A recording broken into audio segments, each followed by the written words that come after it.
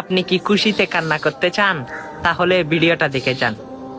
আল্লাহ বলে, হে বান্দা, তুই যতই নামাজ পড় আমি কবুল করব না, তুই যত সিজদা কর আমি কবুল করব না। তখন ওই বান্দা বলে আলহামদুলিল্লাহ। তখন আল্লাহ বলে, কিরে, তোর ইবাদত আমি কবুল করব না বলছি, তুই আলহামদুলিল্লাহ কেন বললি?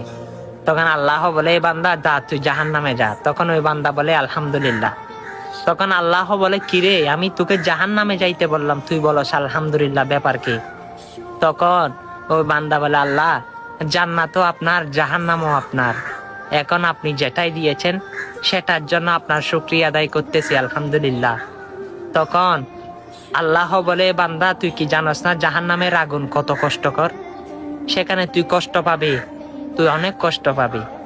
তখন বান্দা বলে, আল্লাহ, যেখানে আপনি আছেন সেখানে যদি আমি কষ্ট পাই তাহলে কেমন দেখা যায়? আমি জানি মায়ের কুল থেকে যদি সন্তান কোনো জায়গায় পড়ে যায় তখন মা যেভাবে কষ্ট পায়, আপনি তো আমার রব, জানি আমি জাহান্নামে পড়ার সাথে সাথে আপনি কষ্ট পাবেন। আপনার নামে না রহমান আছে, আপনার নামে না রাহিম আছে? আপনার কি দয়াবান, আপনি তো সমৃদ্ধ, সুবহান। আপনার সামনে যদি আমি জাহান্নামে কষ্ট পাই, জানি আমি আপনার বান্দা, আপনি কষ্ট পাবেন।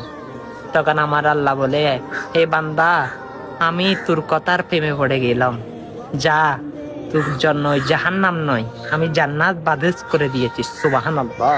দেখেন আমার আল্লাহ কতই দয়াবান, আমার আল্লাহ কতই আমাদেরকে ভালোবাসে। আল্লাহু আকবার, আল্লাহু আকবার।